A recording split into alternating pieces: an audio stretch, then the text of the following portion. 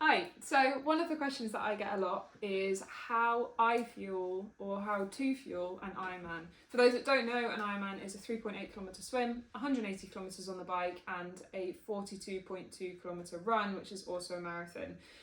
Obviously that's no mean feat and requires a lot of attention to fueling because otherwise you're going to bonk, you're going to get tired, you're going to cramp up. So yeah, I have by no means got this right. It's not even something I considered to have a plan for ahead of this season. But one of the amazing parts of being in the Zwift Tri Academy is that we're supported by Precision Fuel and Hydration this year. And when we were away on our camp in May, Chris specifically sat us down and talked us through the importance of fueling and the kind of different facets of it. So it's not just about carbs, but electrolytes and sodium intake as well. One of the things that they did was a sweat test to look at what is our salt concentration per litre of sweat.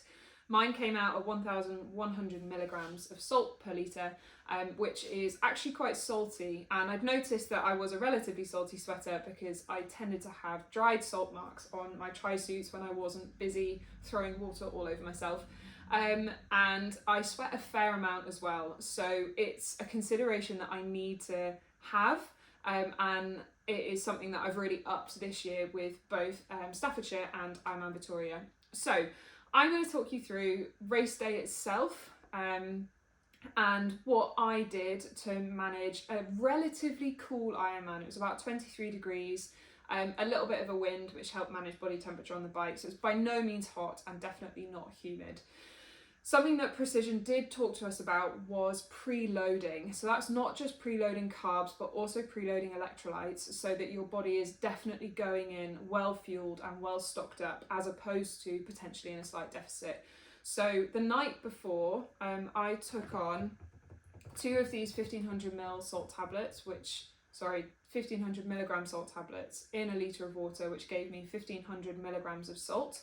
And I did the same again on race morning. It was actually 1 tablet with some carb mix as well as my rice. So that was kind of what my breakfast was.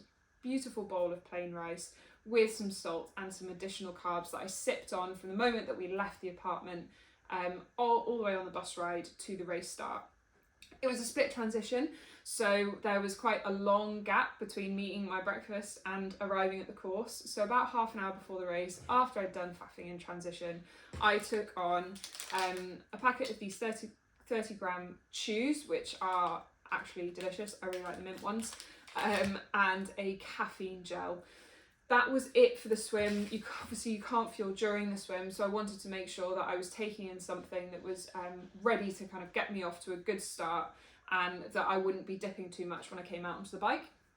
So getting out onto the bike course, I had decided that I wanted easy numbers for my brain to focus on. I know some people set up Garmin alerts or Wahoo alerts or whatever bike computer that it is that you use to let you know when to fuel.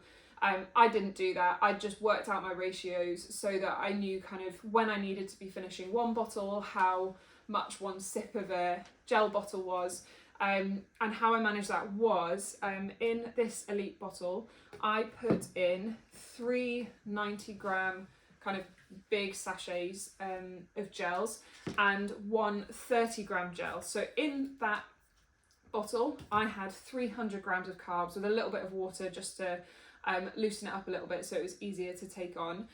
And then in these 2 bottles, I knew that I wanted to hit at least 500 grams of carbs on the bike ride. If I could get closer to 600, that would be great. I'd anticipated on riding for about 5 hours, so that would be about 100 grams of carbs per hour. So I used this carb mix, which also contains sodium.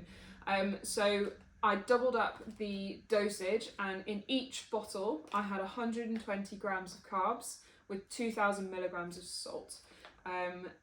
As well as that, I used these 250 milligram salt tablets. I just kind of put them in my bento box on my bike so that I knew I had 4,500 milligrams of salt with me on my bike, which to my ratio of needing about 1,000 milligrams of salt to 1 litre of water, I could take on 4.5 litres of water for 4,500 milligrams of salt. Yeah, that is right.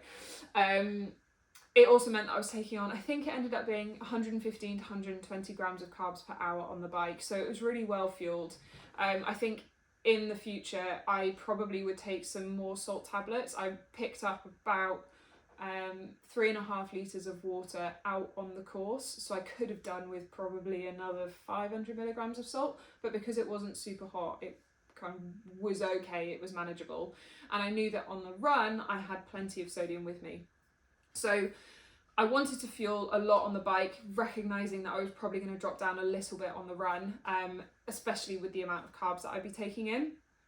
And we had been told that the special needs was going to be halfway through the run course. On the first lap, I realised that it was not at the end of the lap, which would make it halfway. It was actually about a quarter or halfway through. So instead of me being able to pick it up at 21k, it was going to be 25, 26 kilometres. I didn't make a good decision about that, but we'll talk about that in a minute. So I kicked off the run with a 90 gram carb gel in my hand, so one of the big ones. And I'd taped 2 salt tablets to 30 gram gels, so each of them had 500 milligrams of salt attached to it. And then in a precision squeezy bottle, I had put in 2 1,500 milligram salt sachets, and each of these, in total 2 of them carry 30 grams of salt carbs as well. An amazing thing about the Vitoria course was that they had refillable stations for these squeezy bottles. So they had volunteers on hand to open up a tap and you could stick the bottle underneath it. There were 2 per lap, and it meant that I got to fill up that bottle kind of 4 times over 2 laps, which was fantastic, and meant that I was able to take on quite a lot of water and use it to cool myself down, as well as using the aid stations. Now, what I should have done is probably picked up my additional hydration and nutrition on lap 2, so that I had it when I ran out, but in actual fact I ran out of fuel at the halfway point as planned, and couldn't pick up my next lot of hydration until 25k. So I kept running with my bottle because I could just fill that up, but I didn't pick up my gels and the additional carbs until 25k. It then got hard for about 4 kilometers waiting for it to kick in, but I took on the 90 gram carb gel with 2 salt tablets quite quickly, and then as I was starting to feel good, took on another caffeine, and then the last 30 gram carb gel came about 4k towards the end. So I finished feeling really good, which was great, and the support in the last k and a half was fantastic. But the way that they'd structured the aid stations, especially with those refillable taps, meant that those squeezy bottles were fantastic, and it was really easy to get on a lot of fluid. And then I was able to use the salt tablets to balance out the amount of fluid that I was taking on. I will post all of the numbers in the description so that you can take a look, and Precision Fuel and Hydration have written a case study based on what I did at Ironman Vitoria, so I'll put the link to that in the description as well. When it comes to prepping for Kona, I don't know if this is what this will look like. It's much hotter and it's much more humid, which will change how much sodium I need to take on, how much fluid I need to take on, and also the amount of carbs that my body will be able to tolerate. So it's something that we're going to be looking at, and I look forward to working with Precision on this to try and figure it out, and I'll keep you updated. But yeah, I hope this is helpful. I've practiced with all of this, and that's the one thing that I would recommend. Whatever you choose to use, make sure you spend time making sure that it works for you and your stomach, because otherwise it's a whole host of issues that no one needs in an Ironman, because it's already hard enough. So please do comment if you've got any questions, and click the subscribe button, and I'll catch you again soon.